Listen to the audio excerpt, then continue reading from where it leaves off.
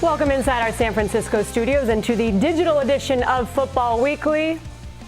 Rick Neuheisel, Curtis Conway, Ashley Adamson. Mike Yam is out. Mike Yam. Mike Yam is out. Kick him to the curb. Get him out of here. See ya, Yammer. See ya.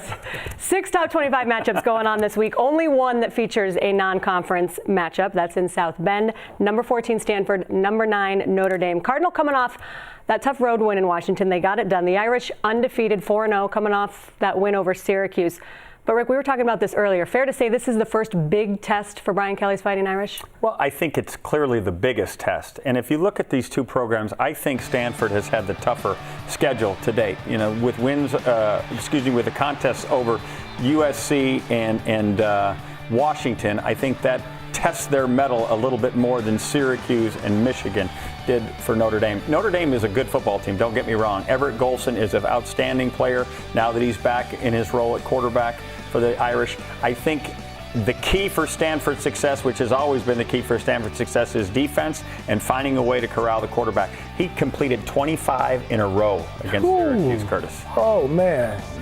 We talked about this all the time, completing that many passes in a row. It's hard to do that against air. But, you know, Stanford, again, one of the better defensive teams in the nation, especially in this conference. And you love the way they come out and they set the tone up front. That's always been huge for the Cardinals, being able to set the tone up front. But here's the thing for me. Is Shaw ready to really get back to playing Stanford football? Because they're throwing the ball an awful lot, more than they used to in the past. They're using Todd Montgomery in the backfield. I'm still feeling a little uncertainty in the backfield because normally when they normally have that guy by now. He's carrying the ball 25 times a game, and they know who they are. At this point, I still don't know if they know who they are. And are these young guys who hadn't played in that environment ready to go down to South Bend and play? If you're looking in it for a defensive struggle, which I think this game sets up to be, then it's who can run the ball more efficiently. And that's the question for Stanford. Are they going to settle on a tailback that's going to have more opportunities to run the ball in this particular contest? Are they going to continue to do it by committee? I think it's one of the reasons they fumbled more than in recent years.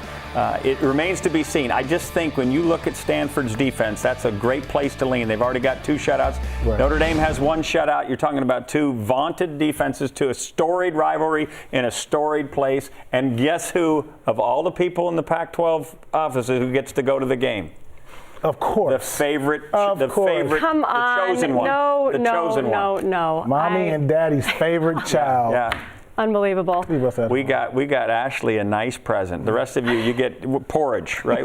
Please, sir, can I have some more? That's what we get. Nothing but porridge. By the way, I love this stat. Stanford has not allowed 30 points in 27 straight games, which is unbelievable. It's the longest active streak in FBS. Notre Dame has scored at least 30 in each of its first 4 games. So something will give. I'll be there to talk about it. You will be there. Be sure to follow us on Facebook. She's a spy for Stanford. And one Twitter of the 2. at Pac-12 Networks. It's Stanford Notre Dame, 12:30 Pacific.